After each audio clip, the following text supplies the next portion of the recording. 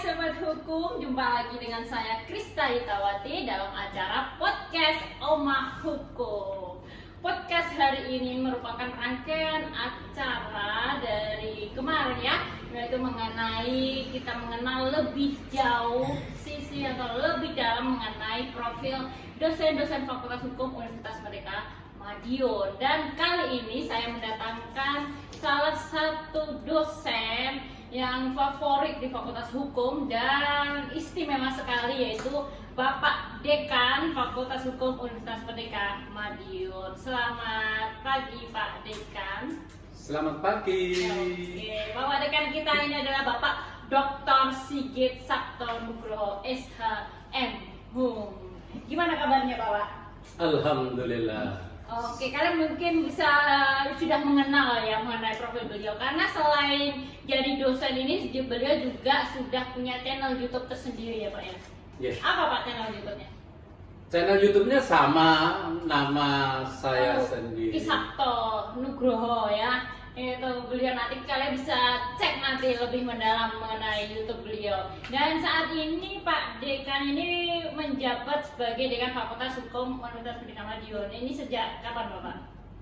Jadi saya dilantik menjadi Dekan Fakultas Hukum itu sejak Februari 2022. Tahun ini ya? Ya. Oh, baru saja. Jadi masih fresh. Oh, fresh. Dan ini salah satu terobosan beliau ya di tahun ini, yaitu podcast Oma Hukum ini. Ini Pak Sigit ini merupakan doktor ya Pak ya, baru juga ya Pak ya. Ini bisa diceritakan Bapak latar belakang pendidikan jenengan dari S1 sampai doktor itu gimana Bapak? Oke, jadi saya kuliah S1 merupakan alumni dari Fakultas Hukum Universitas Merdeka Madiun. Oh, beliau ini alumni kita. Ya. Keren. Jadi saya angkatan tahun 1995. 95 masuk S1. Iya, S1. Lulusnya berarti? Lulus saya 98 99. Oh.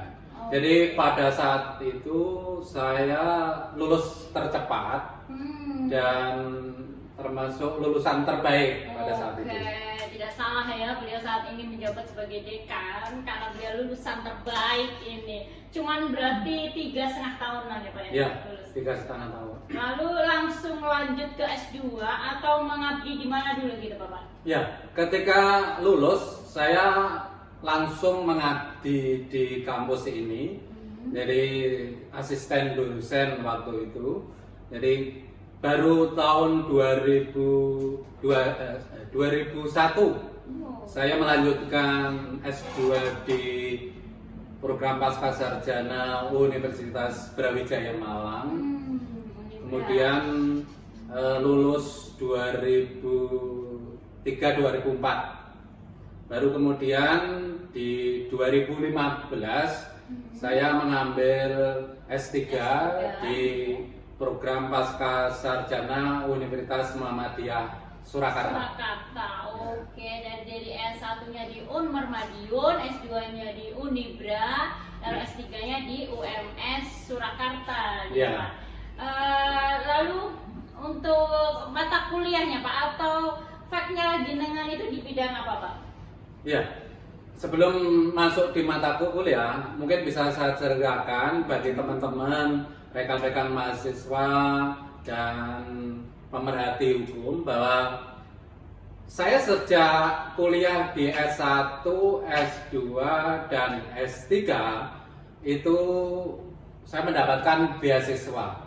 Jadi ketika S1 saya merupakan alumni dari Super Semar. Dari beasiswa Super Semar. Kemudian di S2 saya mendapatkan beasiswa dari BPJN. Ya. Oh, BPJS. Sosialitar. Ya. Jadi BPDN. Terus kemudian di S3 juga demikian, BPDN.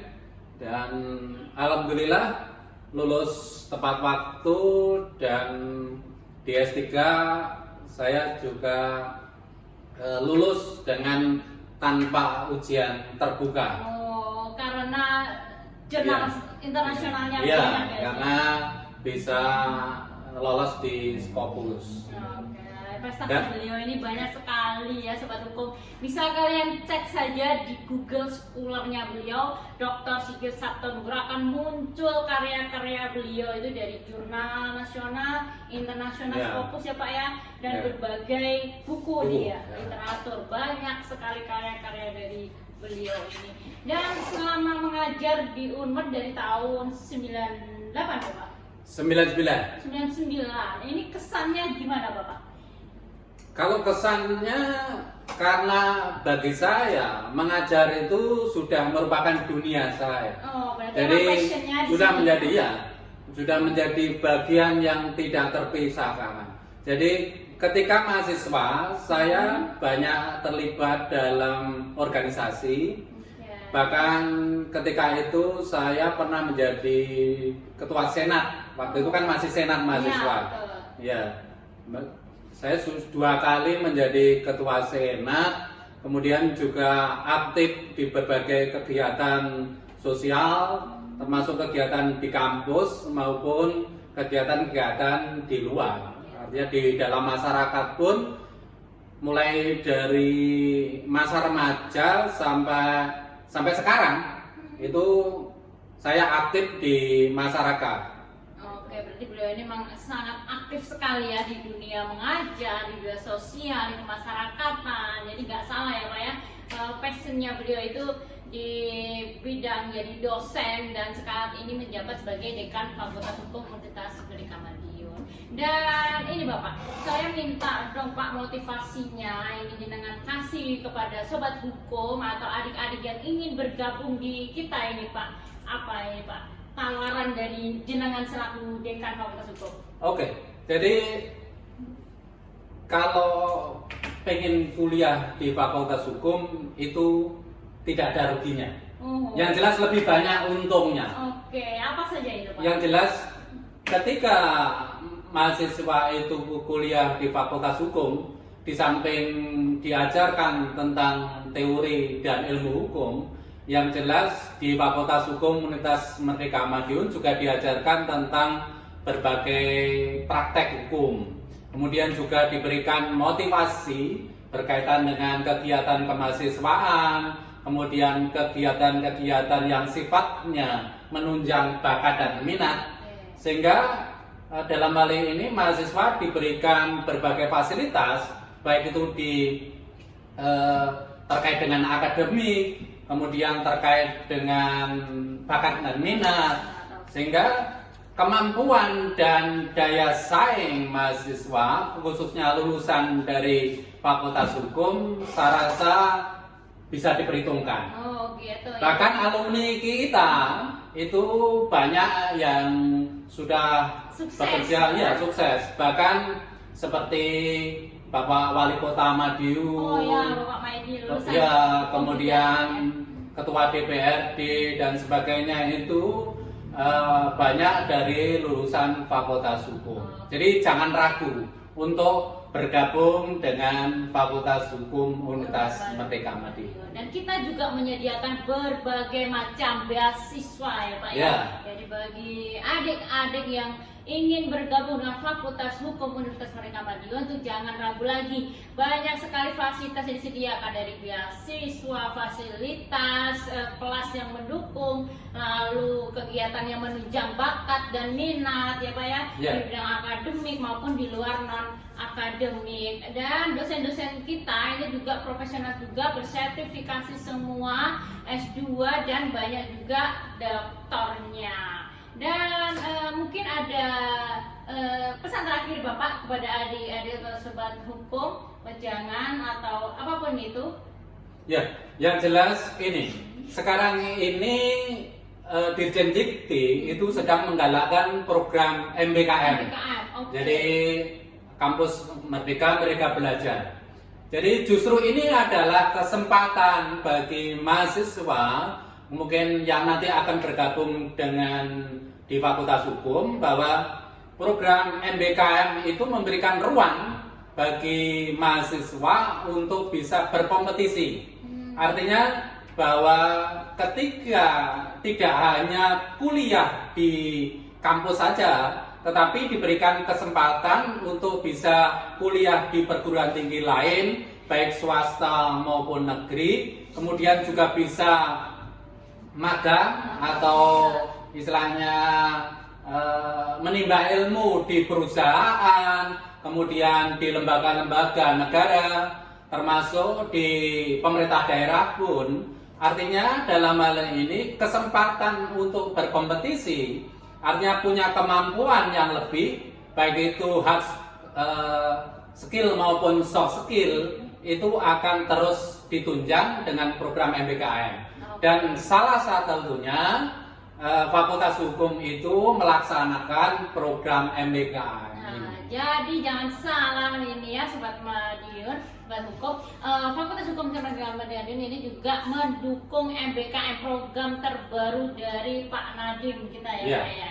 Jadi jangan ragu lagi untuk bergabung dengan kita, dan itulah sisi lebih dekat mengenai Bapak Dekan Fakultas Hukum Madiun dari segi pendidikannya. Kalau dari sisi keluarga Pak, lupa tadi saya bertanya. Ini sudah berkeluarga atau belum Pak? Yang jelas belum. Banyak berharap. Istri baru satu. Oh baru, berarti ada peluang dong. Anak baru 3. Ya, cewek atau cowok Pak? Cewek semua. Cewek semua. Ya. Ada minat untuk nambah lagi mungkin Bapak? Udah cukup ya.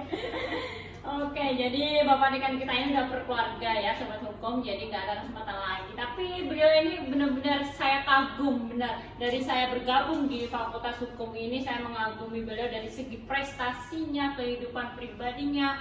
Ini sungguh sangat benar-benar istimewa sekali. Dan terima kasih atas kehadirannya Bapak Dekan Fakultas Hukum Universitas Madiun dalam podcast hari ini. Dan untuk Sobat Hukum, nantikan kita di podcast selanjutnya. Kita akan mendatangkan siapa lagi ya dosen yang akan kita hadirkan di kursi panas ini. Nanti kalian bisa request juga nih, ketik aja di kolom komentar siapa dosen yang ingin saya hadirkan di sini, dan titik pertanyaan apa saja nanti akan saya sampaikan ke dosen tersebut. Jangan lupa juga untuk subscribe, like, dan share, dan bunyikan lonceng agar kalian bisa mengikuti terus acara podcast Omah Hukum selanjutnya. Terima kasih Bapak Dekan atas kehadirannya. Bye bye. Merdeka.